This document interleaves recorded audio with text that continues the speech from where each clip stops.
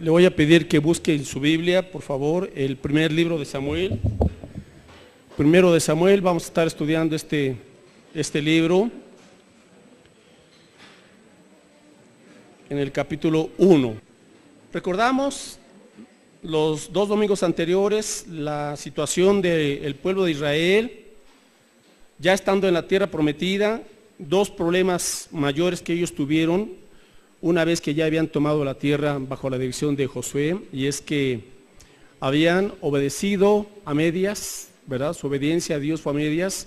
Y número dos, permitieron ídolos de los enemigos que se quedaran ahí. La orden era muy clara: expulsa a todos tus enemigos, arrójalos de la tierra, si no van a comenzar a influir en ustedes, a mezclarse. Bueno, entonces, tanto la idolatría como la obediencia a medias trajeron una y de estancamiento en el pueblo de Dios. Y la característica del libro de Jueces es que en esa época no había rey, sino que quien hacía lo que bien le parecía. Jueces 17:6, y en aquellos días no había rey en Israel, cada uno hacía lo que bien le parecía. Jueces 18:1, en aquellos días no había rey en Israel. Jueces 19:1, en aquellos días cuando no había rey en Israel. Y Jueces 21:25 termina este libro diciendo: en estos días no había rey en Israel, cada uno hacía bien le parecía, ¿verdad? Y hemos dicho que la vida cristiana solamente se vive de una manera, con un rey, que es Cristo, reinando en todas las áreas de nuestra vida. Si Cristo no es rey, la única alternativa que existe es que cada quien hace lo que bien le parece.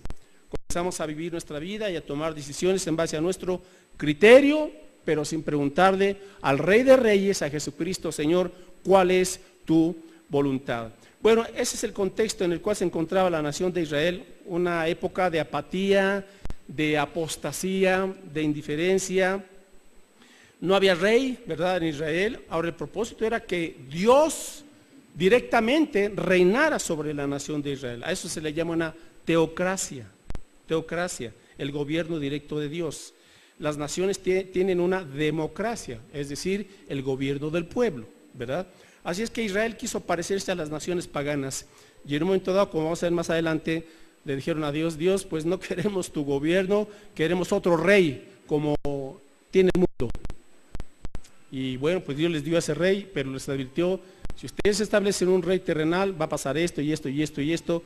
Les leyó la cartilla, pero a pesar de eso dijeron: ponnos un rey como las demás naciones. Vaya, Israel era un poco terco, ¿verdad?, este pueblo. En fin, en esa época, mis hermanos, es cuando entramos en el libro de Samuel. Y dice en el verso 1 que hubo un varón de Ramataim, de Sofín, el monte de Efraín, que se llamaba este varón Elcana, hijo de Jeroam, hijo de Eliú, hijo de Tou, hijo de Suf, Efrateo. Y tenía Elcana dos mujeres. El nombre de una era Ana y el de la otra era Penina. Y Penina tenía hijos, mas Ana no lo tenía.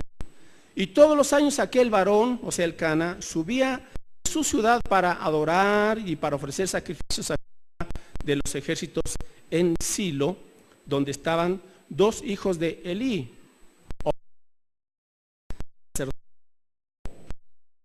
El día en que el sacrificio daba a Penina, a su mujer, a todos sus hijos, a todas sus hijas, a cada uno su parte. Pero a Ana daba una parte escogida, porque amaba a Ana, aunque Jehová no le había concedido tener hijos. O sea, Penina la irritaba, enojándola y entristeciéndola, porque Jehová no le había concedido tener hijos a Ana. Así hacía cada año cuando subía a la casa de Jehová, la irritaba así, por lo cual Ana lloraba y no comía. Y Elcana, su marido, le dijo: Ana, ¿por qué lloras? ¿Por qué no comes? ¿Y por qué está afligido tu corazón? ¿No te soy yo mejor que 10 hijos? Y se levantó Ana después que hubo comido y bebido en Silo.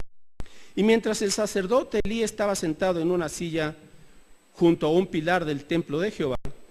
Ella, con amargura de alma, oró a Jehová y lloró abundantemente. E hizo voto, diciendo: Jehová de los ejércitos, si te dignares mirar a la aflicción de tu sierva, y te acordares de mí, y no te olvidares de tu sierva, sino que dieres a tu sierva un hijo varón, yo lo dedicaré a Jehová todos los días de su vida, y no pasará navaja sobre su cabeza. Mientras ella oraba largamente delante de Jehová, Elí estaba observando la boca de ella, pero Ana hablaba solamente en su corazón, y solamente se movían sus labios, y su voz no se oía, y Elí la tuvo por ebria. Entonces le dijo Elí: ¿estás ebria? Digiere tu vino.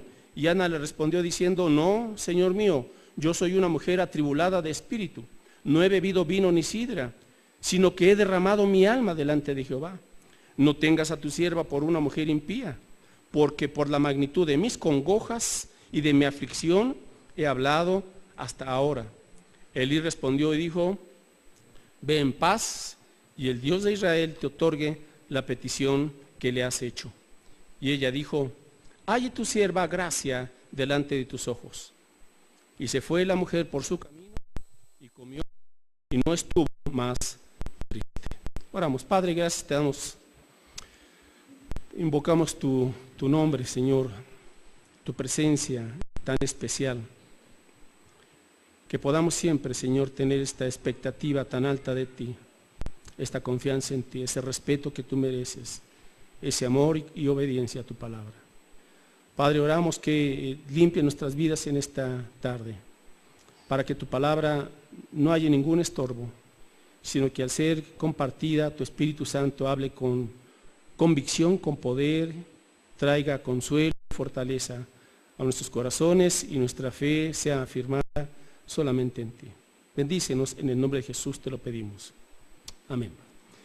Bien, mis hermanos, el título de este mensaje es Una mujer de gracia. Una mujer de gracia. Ana significa eso. El nombre de Ana significa una mujer de gracia. Ahora, les digo de una vez a los varones que no porque este título esté dirigido a una mujer, usted diga: ay, es para hermanitas, este no es para mí, yo soy varón. No, espérese tantito, porque aquí tenemos los varones mucho que aprender, pero sobre todo de lo que es el tema de la gracia. La gracia. ¿Qué hace la gracia en un creyente, en una creyente? ¿Qué es lo que hace la gracia? Vamos a ver eso en esta tarde. Bueno, entendemos aquí, mis hermanos, que había un varón que temía a Dios, llamado Elcana, pero aquí hay algo interesante, ¿verdad? Que él tenía 2 mujeres. ¿Ya lo notó? Ahora, ¿quién era la primera esposa? Su primera esposa obviamente era Ana, pero Ana no le había dado hijos, era una mujer estéril. Así era el asunto. Dios no le había dado hijos, lo dice muy claramente la Escritura. Entonces Elcana se casa con otra mujer llamada Penina, la cual le da varios hijos. Entonces aquí entramos a un asunto interesante que aparece en la Biblia en varias ocasiones y se llama la poligamia. ¿Qué es la poligamia? El tener varias esposas. Pregunta, entonces, ¿era la voluntad de Dios la poligamia? No. No. Dios lo permitía. Ahora vamos a entender un poquito el contexto. En aquella época, en las sociedades de los patriarcas, una mujer soltera casi no podía mantenerse a sí misma. ¿Por qué? Porque carecían de educación y de preparación. Entonces las mujeres dependían de sus padres, o de sus hermanos, o de sus esposos, para su provisión y para su protección. Entonces, una mujer soltera en aquella época estaba expuesta a la prostitución y a la esclavitud. O sea, de alguna manera, si ella no tenía parientes y no tenía educación y no tenía cierta preparación, pues tenía 2 puertas, que era o prostituirse para generar algunos ingresos, o la compraban o la vendían como esclava. Entonces, la mujer, por esa situación, muchas veces tenía que esperar pues un varón para que él la pudiera sostener, también desde el punto de vista económico. Así es que esta era una razón. La otra, Cuando un varón se casaba con alguien, con una mujer estéril y no tenía hijos, entonces el varón, para continuar con su descendencia y sus propiedades, si no tenía descendencia, si no tenía hijos, sus propiedades pasaban a su mayordomo o a su siervo. Entonces lo que los varones hacían cuando sus esposas eran estériles, se casaban con otra mujer, tenían hijos y su herencia, cuando él falleciera, pues se la daba ya a un descendiente directo de él. Eran las costumbres que en aquel entonces se tenían a cabo. Entonces aclaramos, obviamente ni era la voluntad de Dios en aquel entonces, ni tampoco hoy, ¿verdad? Por si alguien está diciendo, qué buena idea esto de la... Pues está en la Biblia, sí, pero no, ¿verdad? No es aprobado por Dios. Entonces, el plan de Dios es un esposo, una esposa. Nada más. Bueno, entonces, en esta situación, ¿verdad? El Cana, que a pesar de todo esto, hermanos, pues él amaba a Dios, porque dice aquí que cada año él iba a adorar a Dios y llevaba a su familia, pero cada año tenía un tremendo dolor de cabeza, ¿verdad? Porque Penina comenzaba a hacerle bullying, ¿verdad? A Ana la menospreciaba, la insultaba y pues ya se imagina usted, ¿verdad? Por no tener hijos. Entonces, Ana, que era una mujer de Dios, Ana era una mujer piadosa, ¿verdad? De la gracia, que con la gracia de Dios. Sin embargo, esta mujer era estéril. Y entonces vamos a ver, mis hermanos, 5 manifestaciones de la gracia de Dios. Comencemos entonces con la primera verdad. Dios usa instrumentos débiles para cumplir su plan y mostrar su gracia. Ahora, aquí hay un plan en el libro de Samuel. Y el plan era que a través de la nación de Israel llegara el linaje del Mesías. Entonces, Samuel es un libro en donde se va preparando el linaje del Mesías a través del rey David, y después del rey David vendría el siglos más adelante. Entonces, en esta época, el plan de Dios continúa, a pesar de que Israel estaba haciendo su soberana voluntad, el plan de Dios continúa. Así es que número 1, qué interesante que aquí Dios no usa al sacerdote Elí. Elí era un sacerdote de Jehová y él estaba para ministrar, ¿verdad?, a el pueblo. Pero Elí simple y sencillamente no tenía esa, y vamos a ver más adelante el próximo domingo por qué, ¿verdad? Dios escogió mejor a una mujer débil, estéril, con una gran, diríamos, frustración en su vida porque no tenía familia. Así es que, mis hermanos, a esta mujer, que era sin embargo una mujer piadosa, y tenía una enemiga que le irritaba, y que sufría por no tener hijos, sin embargo, esta mujer débil fue escogida por Dios porque de su esterilidad Dios hizo un milagro, y como vamos a ver más adelante, Ana tuvo un hijo de su esposo el Cana. Dios hizo un milagro y Ana le había dicho al Señor, Señor, si tú me das un hijo, si tú me das un hijo varón, yo hago un voto y te prometo que ese hijo te lo dedico a ti y te servirá todos los días de su vida. Dios contestó esa oración y de este varón nació, es conocido como Samuel. Es decir, él fue el primer profeta de Israel. Entonces Samuel fue profeta, fue sacerdote y fue juez. Entonces Samuel tuvo una actividad clave en el desarrollo de Israel. Bueno, pero en el primer punto, mis hermanos, vamos aquí a lo siguiente. Una mujer débil fue usada por Dios. Y vamos a apartar ahí en Samuel para aprender este asunto de la gracia. Dios usa instrumentos débiles para cumplir su plan y mostrar su gracia. Romanos 5:6, y comenzamos aquí con este asunto. ¿A quiénes escogió Dios? Dios no escogió a los grandes, Dios no escogió a los sabios, Dios no escogió a los nobles, Dios escogió a lo menospreciado del mundo, a lo más débil. Romanos 5:6, dice aquí, porque Cristo, cuando aún éramos, ¿qué dice? Débiles, a su tiempo murió por quienes, por los justos, por los impíos. Así es que tenemos esta primera enseñanza, mis hermanos, y es que Dios escoge a lo débil del mundo para manifestar su gracia. ¿Cuándo usted conoció a Cristo? Cuando usted era una persona pecadora. Y de hecho todos lo somos. Cuando aún éramos débiles. Hay gente que piensa, pues cuando yo ya tengo una vida perfecta, sin manchas, sin errores, entonces Dios, aquí está mi vida, y dice Dios, pues te vas a estar esperando toda la vida, porque nunca vas a ser en ti ni perfecto, y siempre vas a tener manchas y errores, porque así es tu naturaleza humana. Entonces hay gente que piensa, pues Señor, el día que ya deje yo esto y aquello, pues entonces sí, dame la salvación. No, no es así el asunto. Cuando éramos débiles, cuando estábamos muertos espiritualmente, o sea, en nuestro peor punto, en el punto más bajo de nuestra moralidad y de nuestra espiritualidad y de nuestro ser, en ese punto más bajo de debilidad, viene Cristo y nos rescata. Amén. Así es el asunto, hermanos. Dios nos espera hasta que maduremos. No, Dios dice, así en tu debilidad te voy a mostrar mi gracia y mi amor incondicional. Así. ¿Para qué? Para que no te vanaglories, sino para que le demos la gloria a Dios. Así es que, hermanos, no espere usted cuando estamos compartiendo a la gente de Cristo que esa gente cambie. Por eso no cambia, porque necesita a Cristo. ¿Me entiende? ¿Me explico? A veces esperamos, pues no, voy a esperar a ver cuando ya esta persona. No, si usted quiere compartirle así en su debilidad, compártale de Cristo. Los débiles son la especialidad de Dios, porque los sabios, según ellos, los doctos, la gente que se siente lo máximo y que nadie tiene nada que enseñarle, dice Dios, no te puedo tratar hasta que seas débil. Ahora, 1 Corintios 1:26. 1 Corintios 1:26.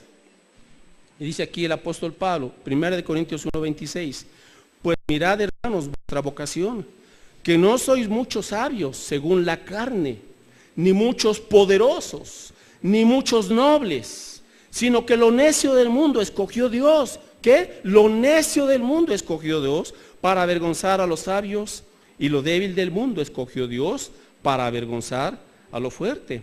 Y lo vil del mundo y lo menospreciado escogió Dios, y lo que no es para deshacer lo que es, a fin de que nadie se jacte en su presencia. Amén. Ahí está, aquí estamos usted y yo. Dice el apóstol Pablo, hermanos, a los corintios, pues no hay entre ustedes muchos nobles, no hay entre ustedes como que príncipes y como que gente de la nobleza y de sangre azul, no hay como que muchos políticos poderosos entre ustedes. Dice, no, hermanos, ustedes lo menospreciado, escuche bien, Pablo está diciendo la realidad de lo que somos, lo último, lo que no es, para deshacer lo que sí es. ¿Por qué, hermanos? Porque en el mundo mucha gente se enaltece, y hay mucha gente que dicen, Dios, no te necesito, ¿verdad? Yo soy fuerte, soy sabio, soy inteligente, soy capaz, soy guapo, etcétera, etcétera, ¿verdad? Y dicen, Dios, contigo nada. Muchos piensan así, se vuelven altivos.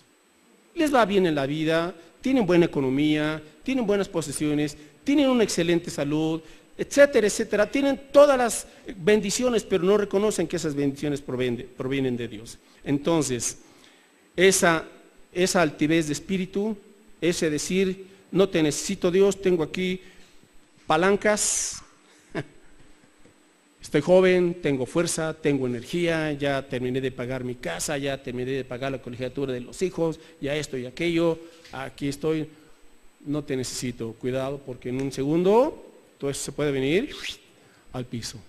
Entonces, mis hermanos, el asunto es lo débil.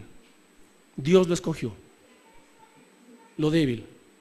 Y cuando usted y yo vamos con esa humildad delante de Dios, Dios nos dice, estás lista para ser usado por mí.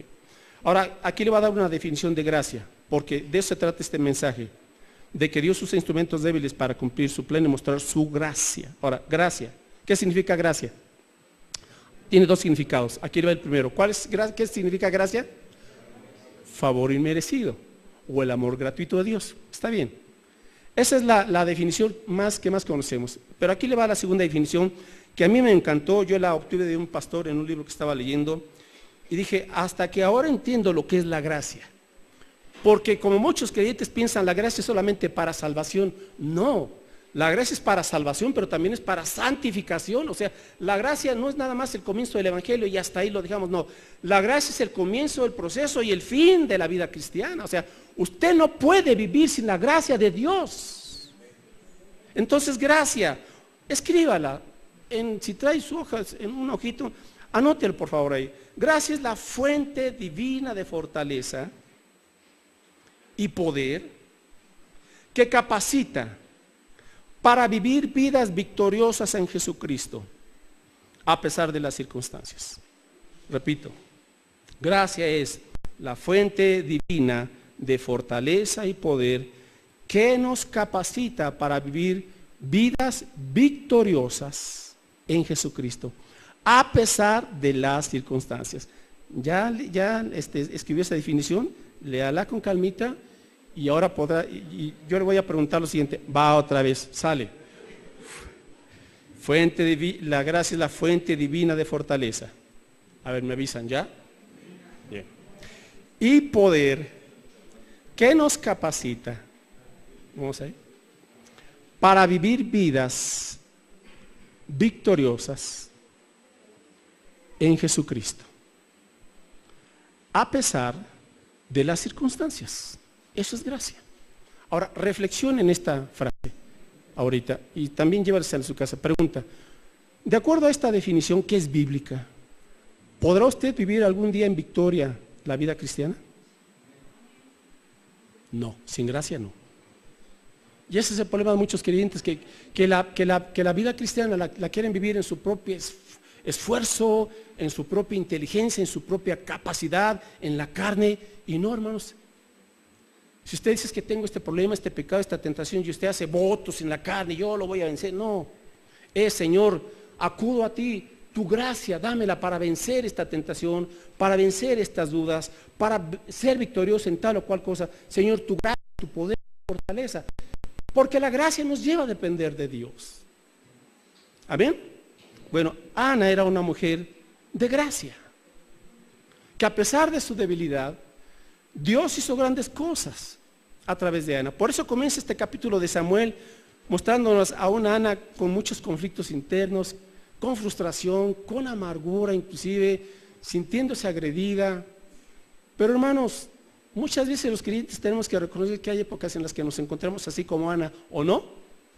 Sí, hermanos, a veces hay épocas en nuestra vida en que nos sentimos igual que Ana. Bueno, pero Dios dice, a ver, eso tiene un inicio y un comienzo. Vamos con la segunda verdad.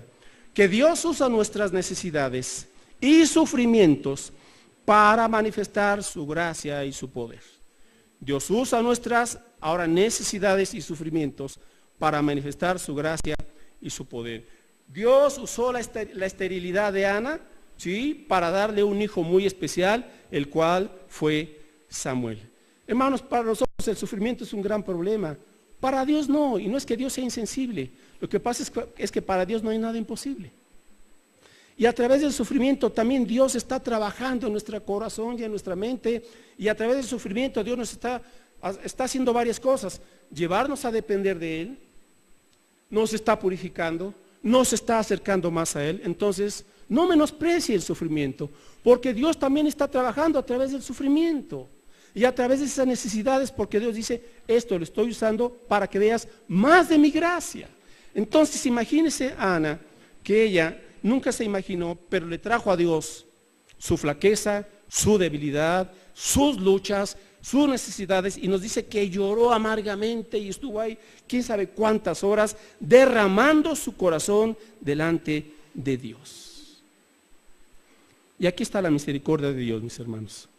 Que Dios obviamente siempre es sensible y está al pendiente de nuestros sufrimientos, de nuestros conflictos, de aquellas presiones, de aquella persona que nos está haciendo la vida de cuadritos. Pregunta, ¿hay a su alrededor una persona que le está haciendo la vida de cuadritos? Quizás en algunos casos puede ser un familiar, un vecino, un compañero de trabajo, el mismo jefe. Bueno, yo le digo algo, Dios está usando esa espina, aunque usted no lo crea. ¿Para qué? Para que usted deje ese asunto en las manos de Dios. Y usted deje de estar peleando con Penina, ¿verdad? Y usted le diga, Señor, mira, yo no puedo con esta persona, yo no puedo con este asunto. Padre Santo, vengo en oración y aquí lo dejo en tus manos. Ese es el asunto, mis hermanos.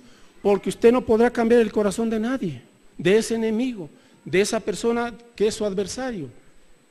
Por eso Ana es lo que hace. Señor, aquí está en mi aflicción, tú sabes cómo me está afligiendo, cómo me está perjudicando, cómo se está burlando de mí. Pero Dios, yo acudo a ti. Y aquí está el gran cambio de la gracia. En la gracia, mis hermanos, dejamos de estar pensando en el problema toda la vida. Si usted se enfoca en su problema, usted se va a amargar. ¿Qué hago con el problema? Lo dejo de cargar y se lo paso al Señor. ¿No dijo Jesús, venid a mí todos los que estáis trabajados y cargados o cansados, que yo os haré descansar? Entonces, si usted no descansa es porque usted no quiere soltar el problema. ¿Sabía eso?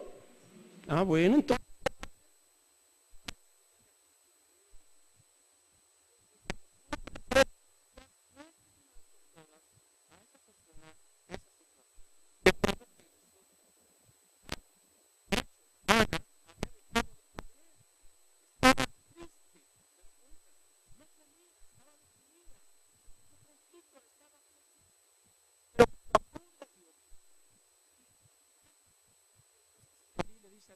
Tranquila, ¿verdad? Vamos al versículo ah,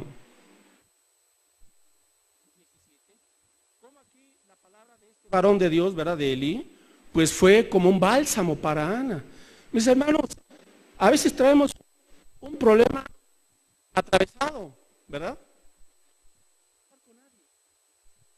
Puede ser un mal hábito, puede ser una mala costumbre, puede ser una actitud o un patrón de pensamiento que lo trae como una mosca en medio, ¿verdad? Volando por aquí, por allá. Y es bueno que alguien que conoce a Dios podamos compartirle y nos dé un sabio consejo. ¿Qué fue lo que Elí le dijo? Dice en el verso 17. Y Elí le respondió y dijo, ve en paz. ¿Qué? Ve en paz. Y el Dios de Israel te otorgue la petición que le has hecho. Qué palabra tan sabia y tan confortante. A ver, Ana, tranquila. ¿Ya tu asunto lo has dejado en las manos de Dios en oración? Sí, bueno, entonces ya ve en paz. Tu problema que traías aquí se quedó, aquí se quedó. Regrésate en paz. O sea, ya no regreses con tu carga y otra vez estés pensando en Penina. Ya, a Penina la dejaste aquí en las manos de Dios. ¿Ya? ¿De acuerdo? Sí. Entonces ahora vete en paz. Vete en paz. Pero continuamos. Dice, y que el Dios de Israel te otorgue la petición. Entonces, ¿quién es, hermanos, quien va a dar la solución? Dios. No Elí, Dios. Elí fue un instrumento para ayudarle a tener fe y confianza. Pero es Dios a fin de cuentas quien va a resolver el asunto, mis hermanos. Verso 18. Y ella dijo, halle tu sierva, ¿qué? Gracia delante de tus ojos. Y se fue la mujer por su camino. ¿Y qué pasó? Y fue y se despachó una Burger King y no estuvo más triste. Comió. Ya había perdido algunos kilos por su preocupación. A veces uno pierde el apetito, ¿verdad? Por los problemas, por los conflictos. Y uno dice, oye, ¿por qué estás tan delgado? ¿Estás a dieta? Pues sí, ¿verdad? Esa dieta se llama los problemas con mi hijo. O esa dieta se llama los problemas con mi mujer o con mi esposo. Bueno, comió. Entonces, cuando usted ya deja en las manos de Dios el asunto, hermanos, que es algo que tenemos que aprender y no lo hemos aprendido muchos de nosotros. Busque, por favor, Filipenses 4, dice el apóstol Pablo. Muchos hermanos lo saben, pero no lo han aplicado. Filipenses 4. ¿Qué hago cuando tengo una preocupación, una aflicción, algo que me está quitando la tranquilidad y el gozo? Una persona preocupada pierde el gozo. Filipenses 4:6 dice Pablo, por nada estéis afanosos, si no sean conocidas vuestras peticiones delante de Dios en toda oración y ruego con acción de... ¿Cuándo viene la acción de gracias? Cuando usted dice, Padre, ya lo solté, ya solté este asunto. Ya, entonces usted dice, Señor, ya como que estoy descansando de esa opresión, de esa carga mental, de esa tentación que me estaba ahí rondando todo el tiempo. Padre, ya la dejé en tus manos, delante de Dios, en toda oración y acción de gracias. O sea, viene la gratitud de antemano. Señor, yo no puedo, aquí te lo dejo. Verso 6, continuamos ahí. Verso 7. Y la paz de Dios, que sobrepasa todo entendimiento. O sea, ¿cómo le va a hacer Dios? Yo no sé. Es asunto de Dios. Por eso dice, y la paz de Dios que sobrepasa todo entendimiento. Mira, si tú vas a pedirle a Dios explicación, y a ver, Señor, dime cómo le vas a hacer, pues Dios dice, no me vas a entender. Déjamelo, es asunto mío. Tú confía en mí. Tú confía en mí. Amén. Bueno, y la paz de Dios que sobrepasa todo entendimiento, guardará vuestros corazones y vuestros pensamientos en Cristo Jesús. Amén. Ahora sí, regrese en paz, coma bien, gócese en el Señor, sabiendo que usted ya le dijo, Señor, este asunto está en tus manos. Yo le intenté, le busqué, le forcé por aquí, por allá, en mi astucia, Señor, pero aquí está. Y cuando Dios ve que no dependemos de nuestra propia prudencia, sino de su poder, entonces, hermanos, prepárese porque Dios hará algo muy especial. 3, la siguiente verdad. Dios es fiel y responde a nuestras oraciones perseverantes. Tenemos que ser perseverantes. Jesús nos dijo en Lucas 18:1, es necesario orar y no desmayar. Es necesario orar y no desmayar. Yo creo que muchas veces la respuesta de Dios se queda a la mitad del camino porque dejamos de orar, porque nos desesperamos, porque como no vimos su respuesta inmediatamente, nos desanimamos y ya dejamos de orar por ese motivo, por cualquier otro motivo, ¿verdad? X. Pero dice aquí Lucas 18:1, también les refirió Jesús una parábola sobre la opción de orar. No, la necesidad de orar siempre, siempre, siempre, y no desmayar. Sus seres queridos, familiares o parientes ya se han salvado, pues siga orando por ellos, hermanos. ¿Cuánto tiempo va a tardar? No sé, pero siga orando. Pregunta, ¿tiene usted por ahí algún imposible? Puede ser cualquier otra situación que usted diga, este asunto es mi imposible, yo no veo aquí cómo esto se va a solucionar. Ana le trajo su imposible a Dios. ¿Qué? Bueno, tráigale usted su imposible a Dios y ore al Señor. Dios sigue haciendo milagros según su soberanía y su sabiduría. Tampoco usted piense que, pues aquí está ese asunto y me tienes que contestar a la fuerza, así como yo te digo, y si es blanco y si es negro, no, espérese. Oramos con fe, con confianza en Dios, le traemos nuestro imposible, ¿verdad? Pero hermanos, tenemos que confiar en Dios. Señor, tú me vas a responder como tú consideras que es mejor. A veces Dios nos va a contestar exactamente como se lo estamos pidiendo, sí, a veces sí. En otras ocasiones Dios nos va a contestar de otra manera, que es mejor de lo que esperábamos. ¿Se había puesto a pensar en eso? Por eso dice Efesios 3:20, que aquel que es poderoso para hacer todas las cosas mucho más abundantemente de lo que pedimos o entendemos por el poder que actúa en nosotros. Entonces a veces, no, es que Dios nos contesta y si no es así, pensamos, no, Dios, no. Sí, Dios te contestó, pero aquí te está ampliando, mira, el panorama. Tú pensabas que esta era la única puerta, pero Dios te está diciendo, no, mira, aquí hay una puerta más amplia, ven por acá, es mejor. Entonces tenemos que estar abiertos a lo que Dios quiera respondernos. Así es que por un lado, Dios a veces va a responder como le pedimos, sí. A veces va a responder mejor de lo que nos imaginamos, sí. A veces Dios nos va a decir, aún no es tiempo, espérate. ¿Amén? Pero esa espera como que no nos gusta. Ya lo queremos, Señor, ya no. Aún no es tiempo. Todavía no estás preparado o preparada para tal o cual bendición. Y Dios espera un tiempito, hermanos. No desesperemos. Y a veces la respuesta de Dios definitivamente va a ser no. No. Ahora, el hecho de que Dios me responda no, ¿significa que Dios ya disminuyó o menguó su amor por mí? No, hermanos. Recuerde esto. Dios siempre nos ama y por eso Pablo dice, el cual me amó. Ya, o sea, su amor fue perfecto y fue abundante y es para siempre. El hecho de que Dios no me responda a una oración como yo lo esperaba, no significa que Dios no me ame. Soy su hijo, su hija. Su amor no disminuye un ápice. Pero Dios, lo que Dios ve, mira, esta petición que estás haciendo, si yo te la concedo, te va a provocar problemas en un futuro. Entonces, no. Amén. Entonces tenemos que ser abiertos y sensibles, mis hermanos. Claro, en este caso, era el plan de Dios, Él es soberano y Él es sabio. Entonces, Ana fue perseverante en sus oraciones, pero Ana mantuvo una actitud de fe y de sumisión a la voluntad de Dios, mis hermanos. Ese es el punto con Ana. La gracia nos hace gente sumisa a Dios y sumisa a su voluntad. Por lo tanto, Dios bendice. Ahora, más adelante en el libro de Samuel, ¿sabe cuántos hijos Dios le dio más a Ana? Otros 5. Así es. Si usted, yo le dejo de tarea que lea el libro de Samuel, se va a dar cuenta cómo Dios no solamente le dio 1, le dio 5 hijos más. Como alguien dice, cuando Dios da, hasta la pala y el costal presta. Dios es un Dios de abundancia, Él es generoso y bendito sea el Señor. Ok, la cuarta verdad, estamos en Samuel, es que una vez que Ana se embarazó, ¿verdad? Porque dice aquí la escritura que Elcana tuvo relaciones con su esposa, con Ana, ¿verdad? Dice en el verso 19, se llegó a Ana su mujer, habla de la intimidad sexual, y Jehová se acordó de ella, verso 20, y aconteció que al cumplirse el tiempo, después de haber concebido a Ana, dio a luz un hijo, y le puso por nombre Samuel, diciendo, por cuanto lo pedí a Jehová. ¿Qué significa Samuel?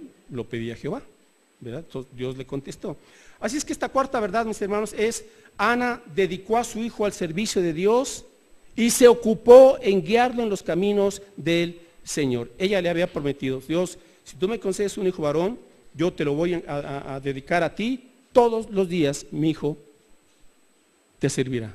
Cuando Dios le concede esta bendición, Ana cumple. O sea, la gracia, mis hermanos, nos lleva a cumplir aquello que nos hemos comprometido con el Señor. ¿Qué hizo Ana? Bueno, pues tuvo al bebé y dice que lo presentó ante el Señor hasta que ella lo hubo destetado, ¿verdad? Dice en el verso 23, ¿qué es esto de destetar? Bueno, en aquel tiempo un bebé se le destetaba cuando la mamá ya le dejaba de dar la leche, el pecho. Y normalmente era al 3er año aproximadamente. Entonces, Samuel, este pequeñito, tenía 3 años cuando Ana ya le dejó de dar el pecho y lo llevó al templo y lo consagra a Dios y ahí lo deja. Se lo encargó obviamente al sacerdote Elí. Ana cumplió. Ahora, ¿por qué Ana pidió esto, mis hermanos? Como vamos a ver más adelante. Porque Ana conocía a Dios. Sorpréndase de lo que vamos a ver a continuación.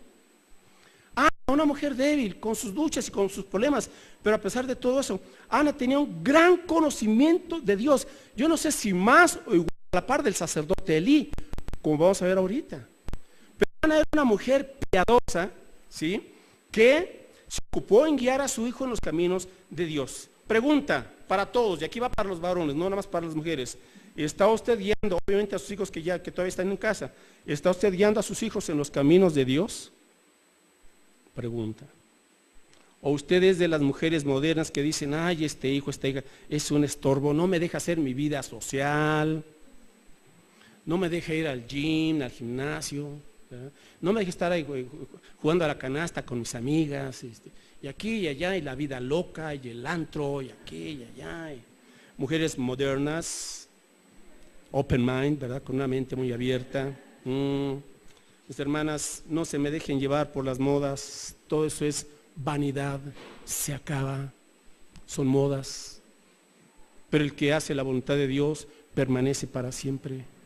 Y usted dice, ay, estos hijos son un estorbo. No, los hijos son herencia de Jehová, son un regalo, valórelos, ámelos, cuídelos, disipúlelos, guíelos en los caminos de Dios mientras están en esa época en que todavía obedecen, porque cuando lleguen ya de jovencitos algunos, ¿qué problema con los jóvenes o con algunos adolescentes? Aquellos mamás o hijas que tienen ya hijos y llega pues sus papás, ¿verdad? El suegro lo sabe y le dicen al hijo, a la hija, a ver, educa así a tu hija, atiéndela así, esto no. A ver, espérate, mamá. Tú no me vas a decir cómo educar a mis hijos. A ver, espérame tantito, no son tus hijos, son herencia de Jehová, nada más. Son prestados de Dios. Amén. Bueno, entonces cuidado con esas expresiones. No, nadie se meta, nadie me tiene que decir. Hay mucha gente sabia más que tú, ¿o no? Esto va para las mamás jóvenes y para los papás jóvenes. Escucha esas sugerencias de los abuelos, de tus suegros. Claro, tú vas a educar a tus hijos, estamos de acuerdo. Es una familia nueva, estamos de acuerdo. Pero también tienes que reconocer una cosa, que muchas veces te equivocas en la educación de los hijos, ¿o no? Si usted me pregunta a mí si yo me equivoqué y me equivoco en la educación de mis hijos, sí, hermanos. Y a estas alturas todavía y luego la riego, ¿verdad? y tengo que escuchar otras opiniones, otros consejos. Sí, hermanos, así tiene que ser.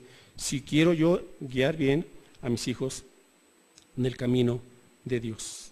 Ana fue diligente y cada año iba y le llevaba su ropita especial a su hijo Samuel. Estaba al pendiente, se lo encargó al sacerdote Elí. Pregunta, mamá, ¿está usted orando todos los días por sus hijos? Pequeñitos, 10, 11 años, o ya están en la adolescencia, o todavía, o ya son jóvenes, pues están en casa. ¿Está usted orando todos los días por sus hijos? Usted tiene que orar por ellos. Tiene que encomendarlos en los caminos de Dios. Si no lo hace, usted está fallando. Si no lo ha hecho, corrija y comience a orar, por favor, por sus hijos. Uno por uno, todos los días. Señor, que anden en tus caminos, que te conozcan a ti como Señor y Salvador, que teman tu nombre, líbralos de toda tentación, que les vaya bien en la escuela, que les vaya bien en su carrera. Sí, todo eso, pero lo primerito es, Señor, que teman tu nombre, que teman tu nombre. La herencia más valiosa que un padre o una madre puede dejar a sus hijos, aparte de su educación, es el sano temor al Señor. Es lo mejor que usted puede dejarles a sus hijos. Y finalmente, la gracia produce adoradores que confiesan a Cristo.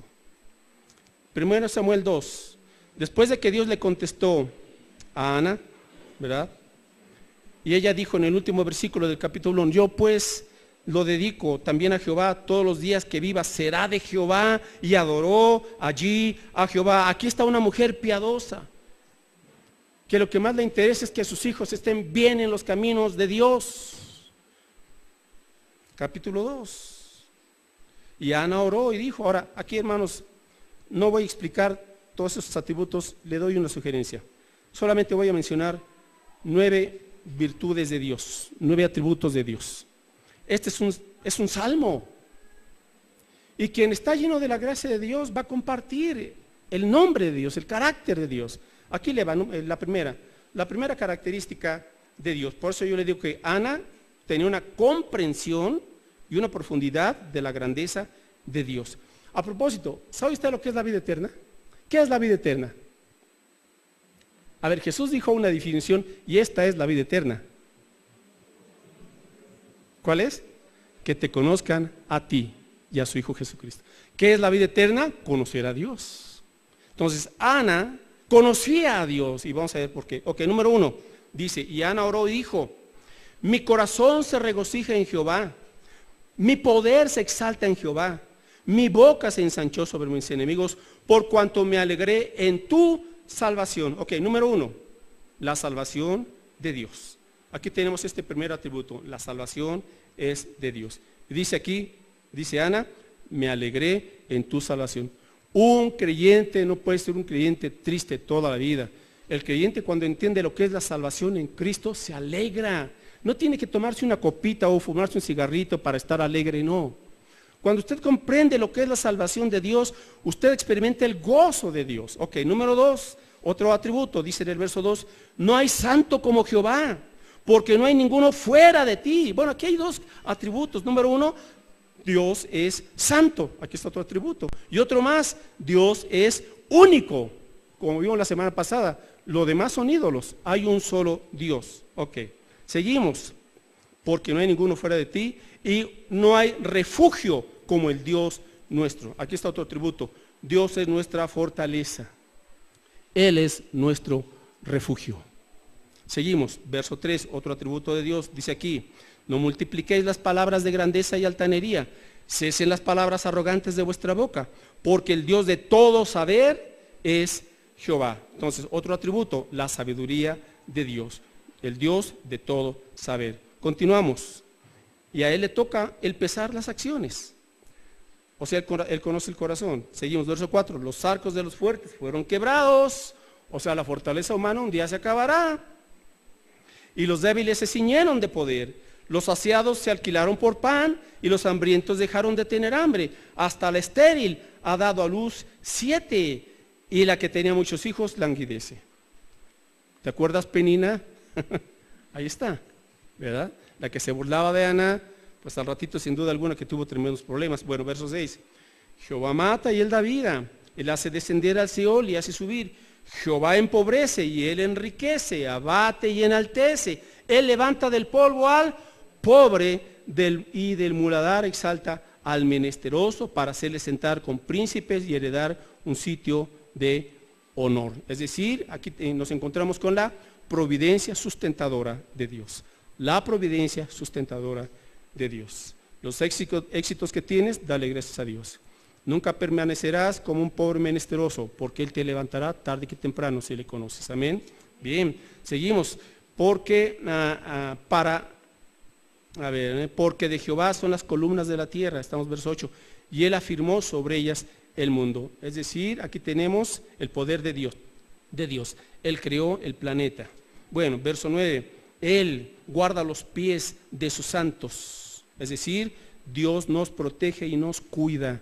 Dios nos protege y nos cuida. Mas los impíos perecerán en tinieblas porque, escuche esto, nadie será fuerte por su propia fuerza. Nadie será fuerte por su propia fuerza. Joven, un día tú vas a perder tu vigor. Chicas, un día dejarán de ser guapas. Todo eso se acaba. No confíes en tu poder. Confía en el poder de Dios. Seguimos, verso 10. Delante de Jehová serán quebrantados sus adversarios y sobre ellos tronarán desde los cielos. Jehová juzgará los confines de la tierra. Es decir, Dios un día juzgará. Todo ser humano un día comparecerá delante de Dios para rendirle cuentas. Ahora los cristianos estaremos en el tribunal de Cristo para recibir recompensa, porque nuestro juicio ya lo llevó Cristo en la cruz. Amén. Pero la gente sin Cristo un día estará en el gran trono blanco y recibirá solamente el dictamen de Dios: apartados de mí, malditos, hacedores de maldad. Bueno, y finalmente, verso 10, dice aquí, dará poder a su rey. A ver, momentito, si todavía no había rey, entonces ¿de quién estaba hablando?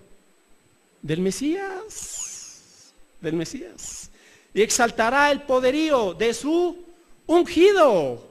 Entonces, qué interesante, cómo ya desde el Antiguo Testamento, obviamente que había ahí ese entendimiento de que un día vendría el Mesías, Cristo Jesús. Por eso, hermanos, estamos viendo cómo Ana, una mujer sencilla, conocía a profundidad a Dios. Amén. Bueno, conclusión, mis hermanos, déjenme darle lo siguiente como conclusión. Número 1, recuerde que Dios usa instrumentos débiles y usa nuestras necesidades para mostrar su gracia y su poder.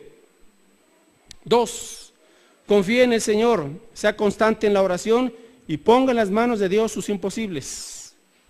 Recuerde que la gracia de Dios fluye a través de la fe y la oración. 3, sea un creyente o una creyente consagrada o consagrado a Dios, que se ocupa de guiar a su familia en los caminos de Dios. Dependa de la gracia transformadora de Dios. ¿Por qué, mis hermanos? Porque guiar una familia es un reto. Un reto. Necesitamos la gracia de Dios. Número 4, ocúpese en conocer a Dios profundamente a través de su palabra. Porque la palabra de Dios nos permitirá comprender mejor a Dios y por lo tanto confiar más en Él.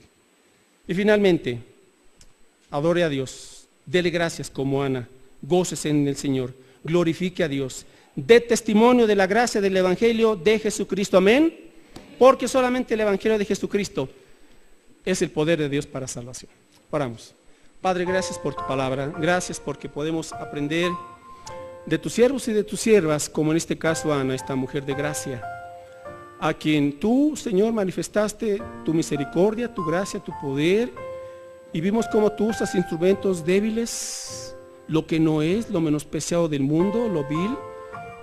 Así nos encontraste y nos llamaste por tu gracia, Señor, y nos diste la salvación, el perdón, la vida eterna, tu Espíritu Santo, una vida nueva en Cristo, y nos diste tu gracia, que es la fuente divina de poder y fortaleza, que nos capacita para hacer tu voluntad y para vivir una vida victoriosa en Cristo, a pesar de las circunstancias. Señor, que esta gracia nos caracterice, que todos los días dependamos de tu gracia, Señor. Te bendecimos porque nos has dado la oración para acudir a ti, para derramar nuestro corazón delante de tu presencia. para traerte, Señor, nuestras cargas, nuestras luchas, las opresiones y aún a los enemigos que nos están muchas veces persiguiendo. Señor, lo dejamos delante de ti. No queremos ya que los problemas nos estén absorbiendo y robando la paz y el gozo de tu salvación. Lo ponemos en tus manos, Señor, confiando en esa promesa que tú nos has dicho, de que todas nuestras peticiones te las hagamos notorias en oración. Y tu paz guardará nuestros entendimientos y nuestros corazones en Cristo Jesús. Mi Dios, permítenos, como Ana, entender que tenemos un gran privilegio, pero también una gran responsabilidad con los hijos y aún con los nietos. Señor, que sean guiados en tus caminos. Que no permitas que el mundo, ni el enemigo, ni Satanás, ni el pecado, ni las tentaciones, Señor, los desvíen de tu camino. Dinos nuestra parte para guiarles con amor, con sabiduría, con el ejemplo, Señor. Tú sabes que es un reto guiar una familia. No podemos en nuestra propia fuerza hacerlo. Por eso acudimos al trono de tu gracia, para que tú nos sostengas y nos ayudes, Señor, para guiar a una familia, pues un día te tendremos que rendir cuentas. Señor, tú quieres que le vaya bien a nuestros hijos. Tú lo has dicho en tu palabra, que si te amamos y estamos en tus mandamientos, Señor, nos irá bien, no solamente a nosotros, sino también a nuestros hijos. Tú quieres que nos vaya bien. Y Padre Santo, permítenos conocerte mejor, de tal manera que seas un deleite en nuestro corazón, que podamos contemplar tu grandeza, tu gloria, quién eres, y así, Señor, no avergonzarnos, sino proclamar tu evangelio a aquellos que no te conocen. Bendícenos, Padre Santo, en el nombre de Cristo Jesús. Amén.